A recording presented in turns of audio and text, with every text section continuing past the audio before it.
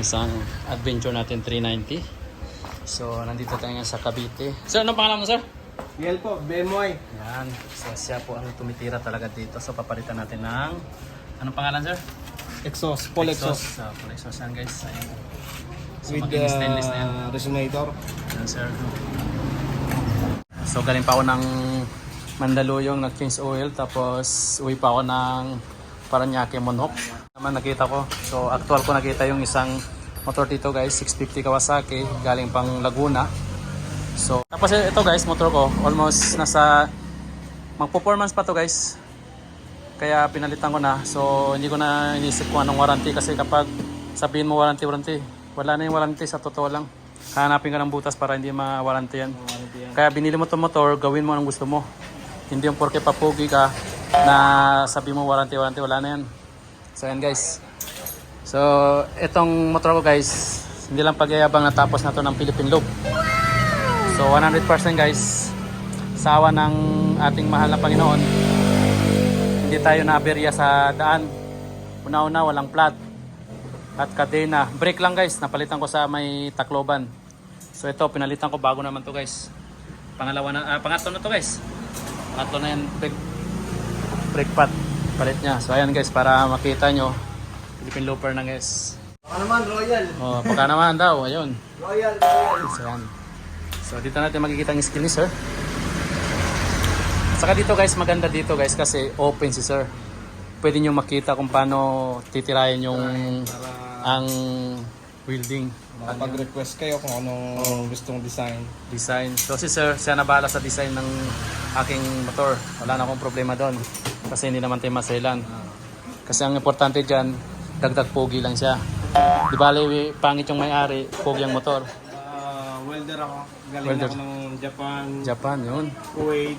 7 years ako sa Kuwait, 3 years ako sa Japan. So doon ko nakita, sir, yung ganda ng skill mo, kasi sabi ko, itong tao maaari na sa ibang bansa to nakakuha ng experience at in-apply dito sa Pilipinas, dahil mahirap kapag sa ibang bansa. Ginagawa ko doon, mostly mga racing car. Oh, di ba, car? Turbo, roll cage, Oh, yan. exhaust. So, follow ng page mo, sir. Guys, pakipollow po ang aking Facebook page, BMW Exhaust Repair Shop, Yun. located Tansa, Cavite. At sir, anong may YouTube channel? Wala po, sir. So yun, sa YouTube channel to, guys, pero ipopost din natin sa Facebook tsaka TikTok. Ayan, guys. So abangan nyo. See you!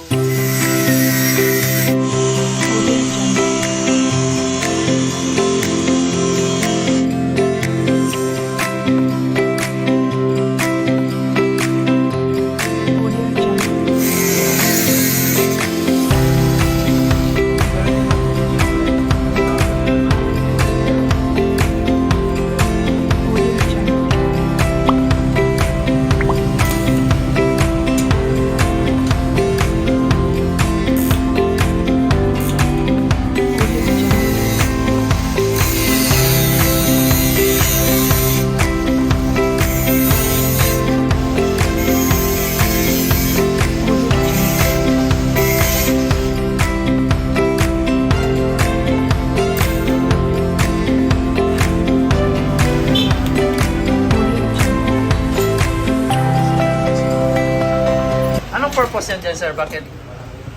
Mas ano kasi, sir, mas maganda yung palaki na siya, para yung buga niya, solid yung buga niya. Ganun ba? Tsaka mas magandang tingnan. May forma. So, ito talaga yung sir, guys. Ayan, no? So, nandito ako, guys, sa harapan niya talaga. Kaya solid, guys. Kung nagbabalag kayo, guys, lalo na sa 390 na KTM Adventure, so kahit ano, pwede siya, guys.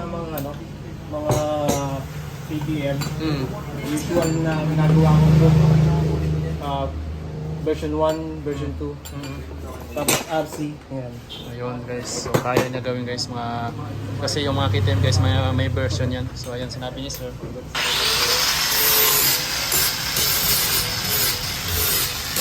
So, ito yung machine niya, guys. Powerhouse. Baka naman, powerhouse. Ayan, oh. Gamit niya, sir. Yan, si kuya, guys, natuto siya sa Tesla at nag-apply siya sa ibang bansa. So umuwi siya dito.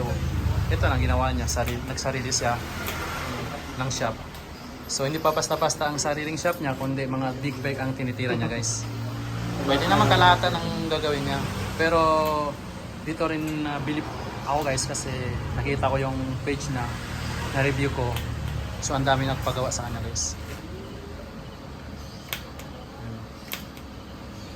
So ito si Kuya guys, galing quiet sa Japan. So ayan guys, maliit na lang itlog niya.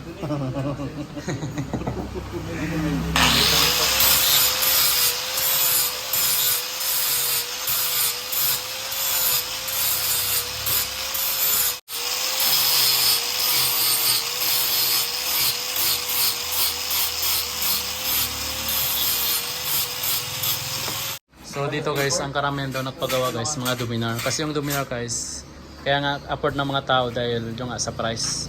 Malibang sa price, naka 400cc ka na. So Liga Expressway ka na. So yung nagbabalak ng big bike, pwede ka naman doon mag-start. Kung gusto mo naman big bike na parang adventure, so ito, i-recommend ko sa inyo, 390 KTM.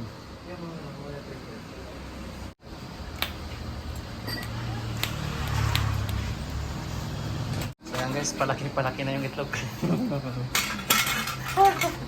Nakikita mo talaga yung ang labas niya. Kaya yung maganda, ito yung maganda dito guys.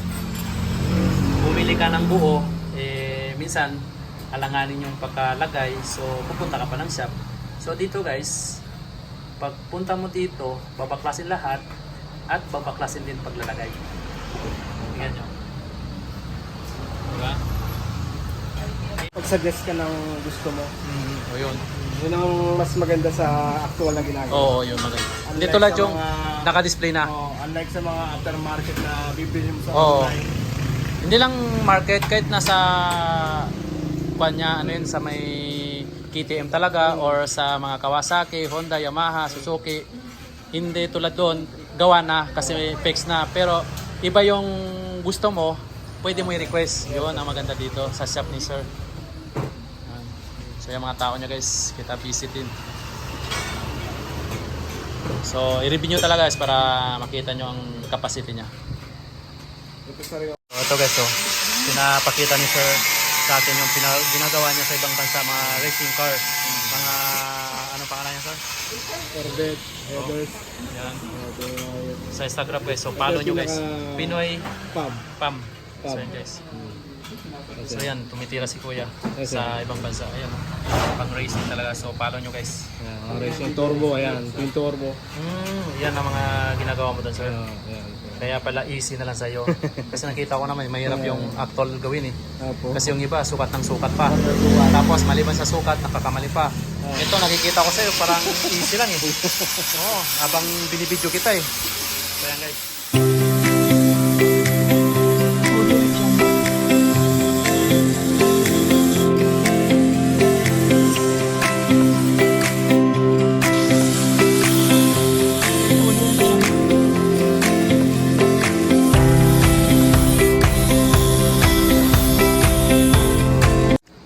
Yan guys, mag-isaw-saw muna tayo sa bodega ni Sir para makita na itong actual ilang piraso na nagpagawa. Ayan guys, oh.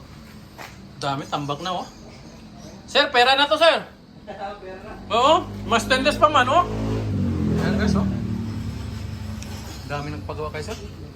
Tambak na.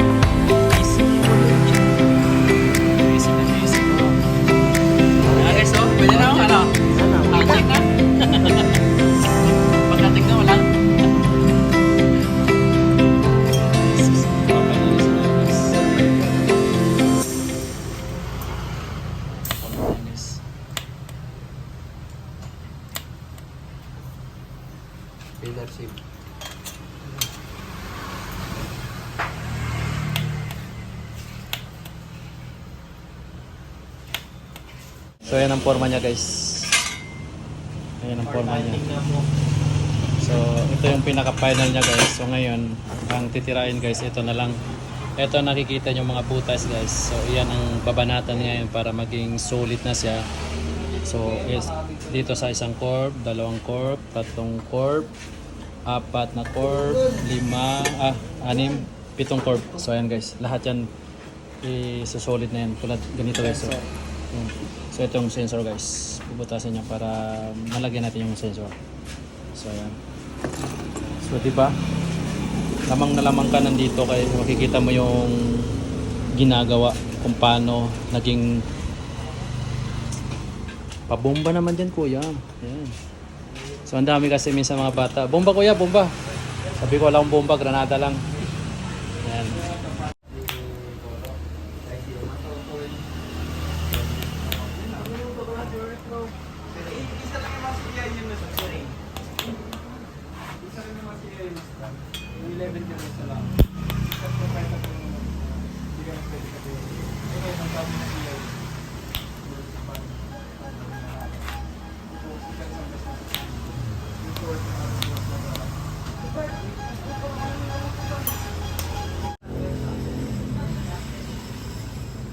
Bart, gagamitin mo yan?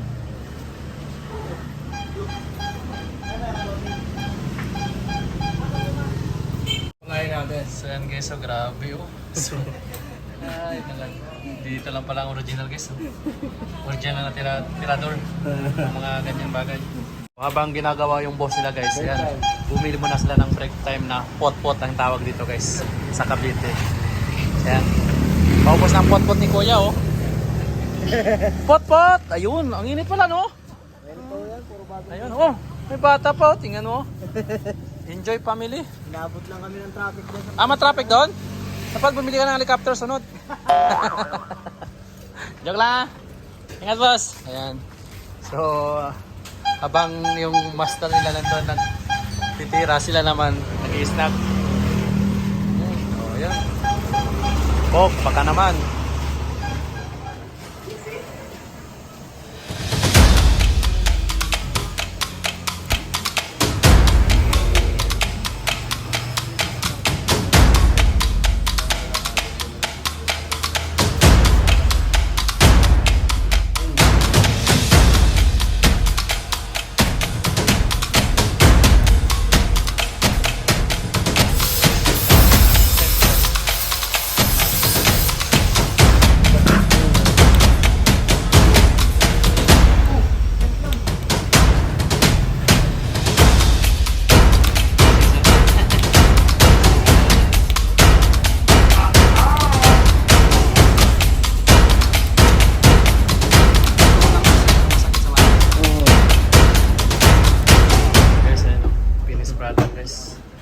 So nakikita nyo, pagka-popping pa yan, mamaya makita nyo kung ano ang kintab ng stainless.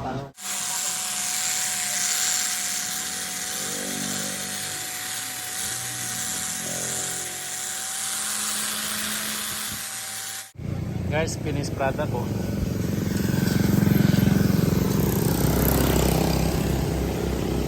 So ayun. So yan guys, ang ginawa ni sir sa akin, pina-full exhaust na lang niya. So yan si sir. So ipakita ko sa inyo guys, ito yung full exhaust. So hanggang sa dulo talaga guys, ayan o. Ito yung nasa pan talaga niya, main. So tingnan nyo guys, yan. So all stainless, yan. What's up guys, kamote, ayan o. Joke.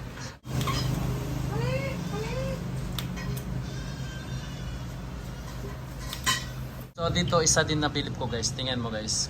Tinanggal lahat, tapos binalik, parang wala lang. So, kumbaga fix na fix yung mga sukat ni sir. So makikita niyo lahat yung paanong ginawa. Ayan, oh. So may kakating, pero maliit lang yan guys. Ayan, oh. Maliit ang bagay. Normal lang yan guys, may mga cutting ng ganyan. Adjustment.